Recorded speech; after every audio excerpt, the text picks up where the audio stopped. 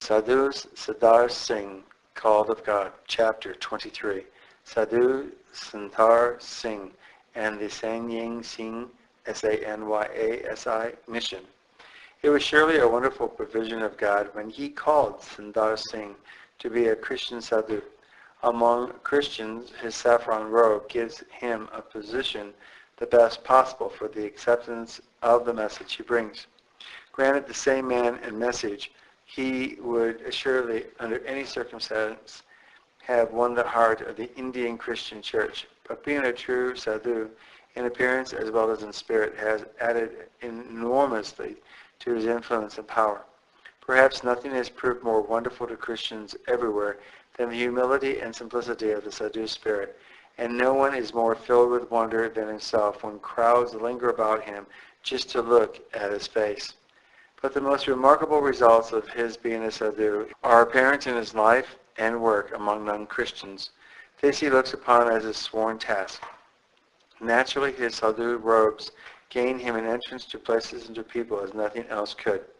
Often in the course of his pilgrimages from place to place, he comes across unusual types of Indian sadhus, and it has been his privilege to discover to the world a marvelous movement towards Christianity amongst the most deeply religious men of India. The Reverend J. Johnston of the Church Missionary Society, who died in 1918, was one of the finest Sanskrit scholars in India. During the latter part of his life, he was set apart by his society for a work he was magnificently fitted for amongst the Pandans and learned classes throughout India.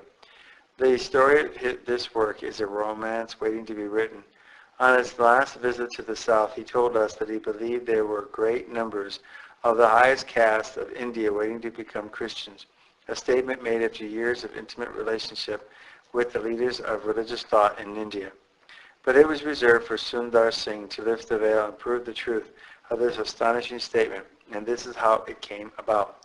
Towards the end of 1912, the sadhu went to Sarnath, Sarntath, the scene of Buddha's first preaching. And there he met with some men dressed as Sanyas. Entering into conversation with them, he found they were Christians and belonged to a secret organization numbering about 24,000 members who are scattered all over India. They are divided into two classes called Shis and Swamis, or companions and heralds. The companions are ordinary members who fulfill all the usual work of life. The heralds, number about 700, are dressed like sannyasis and are the unpaid preachers who conduct services among the companions wherever they meet them. These secret believers observe baptism and the Lord's Supper. Bands of them are found all over India and in most distant and unexpected places. It was due to the kindness and care of some of these good people that Sundar was on one occasion nursed back to life after imprisonment and persecution in Nepal. He says these believers are wont to assemble at fixed and very early hours in houses of prayer, outwardly resembling Hindu temples, but which contain no image or pictures. The Bible is read and expounded, and Christian papers are circulated. Eastern methods are sedulously followed, such as complete prostration of the body in prayer. The belief is held that if men prayed in perfect faith, they would have constant visions of the Master himself. Belonging to this secret Christian brotherhood are various sadhus and hermins of recognized holiness, and a large number of the members are educated and wealthy men of the upper classes who fully subscribe towards the maintenance of the organization. The sadhu has often been present at their services and has several times been mistaken for one of themselves. He has very earnestly begged that they would openly confess Christ, and they promise that when the right moment comes, they will do so. On one occasion, while the sadhu was preaching on the banks of the Ganges, his audience told him that while they liked him as a sannyasi, they did not like his message, and they requested him to visit a great Hindu preacher who lived close by and who was attracting large crowds. For 3 days, he could not get near him for the crowd.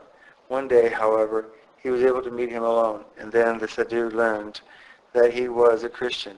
The Hindu preacher embraced him and said, "Brother, we are doing the same work. Surprised at this, Sundar said he had never heard him preaching Christ, to which he replied, "Is there any foolish farmer who will sow without preparing the ground?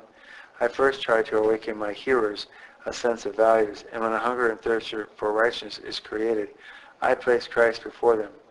On the banks of this ancient river, I have baptized 12 educated Hindus during the past year." He then showed him the Bible he always carries about with him.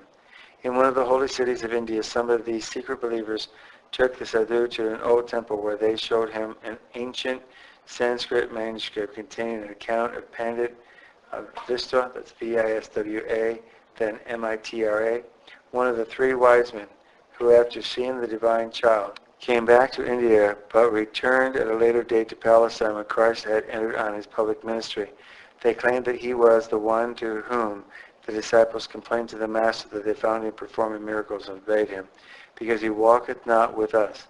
This parchment also gives, in modern Sanskrit, a history of the Brotherhood during later days.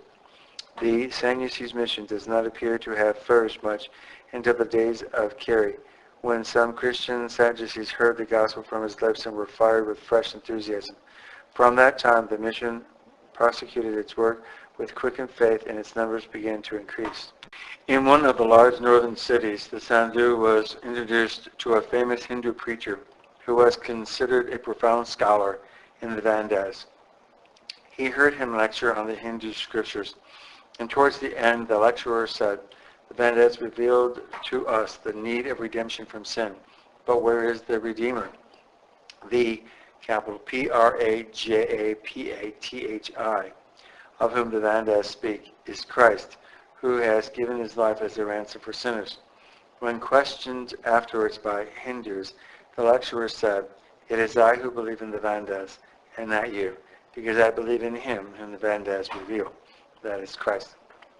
And speaking of this, the Sadhu declared that the great need of our age is that the church should have a broad vision, that the Christian should transcend the limitations of sect and creed and be prepared to recognize the Spirit of God in whatever form he may be made manifest.